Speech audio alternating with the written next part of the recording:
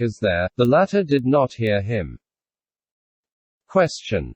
But there are arhats endowed with the 6 superknowledges, and when the Buddha preaches, even if they are not there, they can hear him with the divine ear and see him with the divine eye. If they really know things of the past by means of the memory of their earlier existences, how then would they not have heard the Buddha? Answer. The power of the abhayas of the Sravakas does not extend that far. That is why they do not hear him. Gandhavyuha.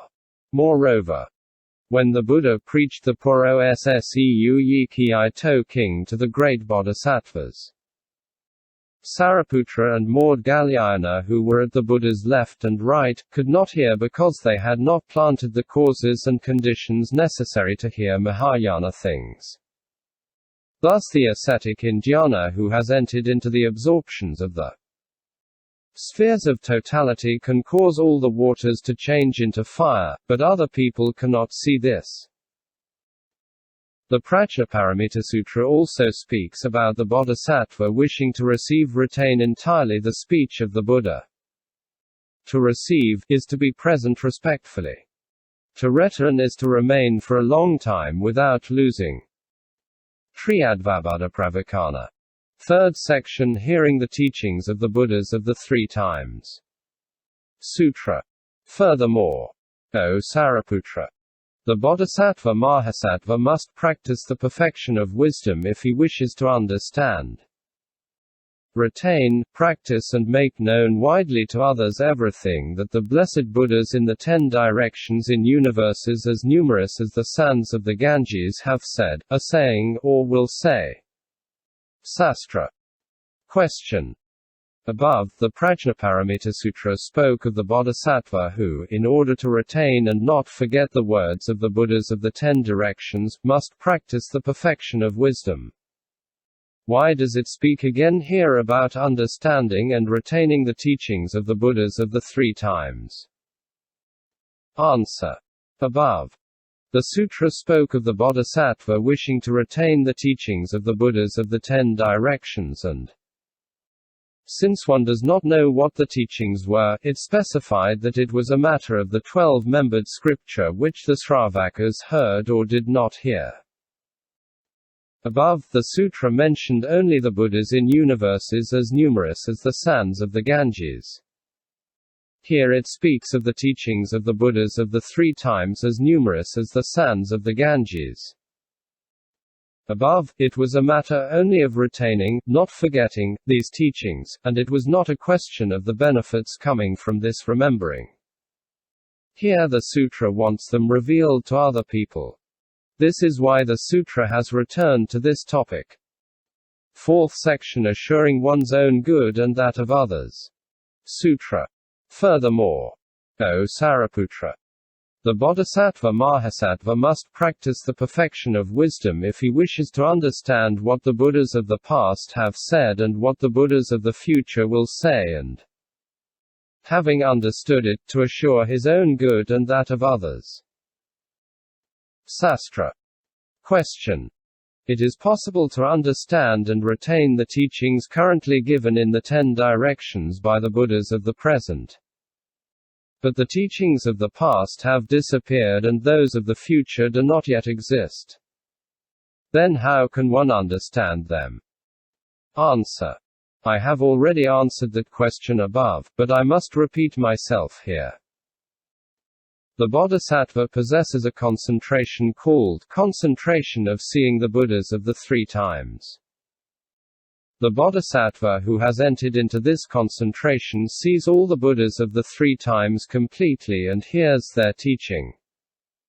Similarly also, some heretics and eminent hermits see and hear, by the power of their wisdom, the things of the past that, however, have neither form nor language.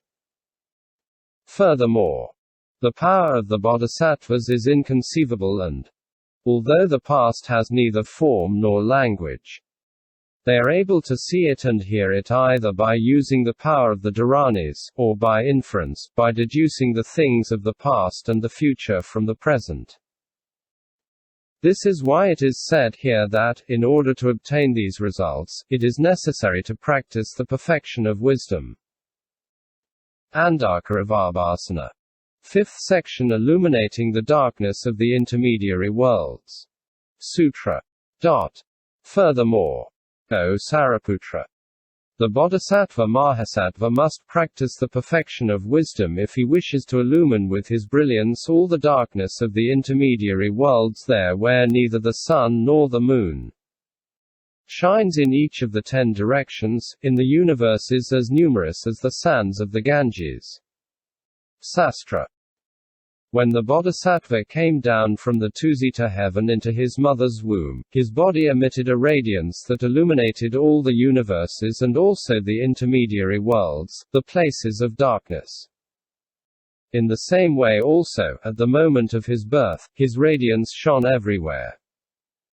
In the same way also, he emitted a great radiance when he attained supreme perfect enlightenment, when he turned the wheel of Dharma and when he entered into parinirvana. In other circumstances as well, he manifests his great magical superknowledge and emits a great radiance. Thus, when he wants to preach the Prajnaparamita, he manifests his great Rddhyabhina by means of a great brilliance that illumines everywhere the intermediary worlds, places of darkness. Thus is his miraculous radiance spoken of in many places in the Sutras. Question. But that is the power of the Buddha. Why are you speaking about the bodhisattva here? Answer. Here it is matter of the bodhisattva wishing to obtain this power and to practice the perfection of wisdom for this purpose. There are great bodhisattvas who have this power.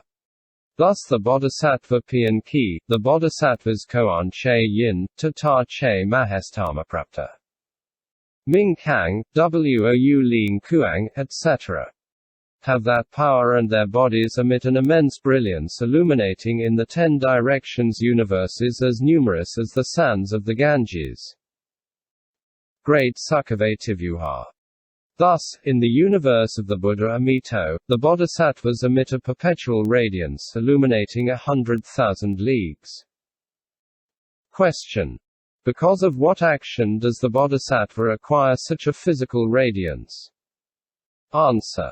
He has acquired this splendor thanks to the purity of his physical actions. Preta Sutra. As is said in a sutra, there was a preta whose head was like that of a pig and foul-smelling insects came out of his mouth. However, his body was golden in color. In a previous lifetime, this preta had been a bhiksu, but he insulted a stranger monk with harmful words. Since as a bhiksu he had observed the pure precepts, his body had radiance.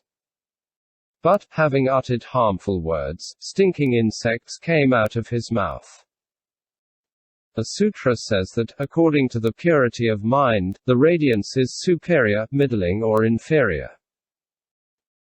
The Parittabhas, Apramanabhas, Ausvaras of the second dhyana and the gods of the desire realm possess a radiance because, out of the purity of their mind, they make gifts and observe morality. Moreover, some people, out of compassion for beings, have set lamps in dark places. They have honored the holy images and shrines. They have offered shining things like pearls, windows, mirrors, etc. This is why their bodies have radiance. Moreover, by constantly practicing the mind of loving kindness and listening to all beings, the mind becomes pure and the body shines. Moreover, by always practicing the concentration of the recollection of the Buddhas and thinking about the high qualities of the Buddhas, one acquires a great bodily radiance. Finally, the yogin who constantly practices the sphere of totality of fire converts fools and people of wrong view by means of the brilliance of his wisdom.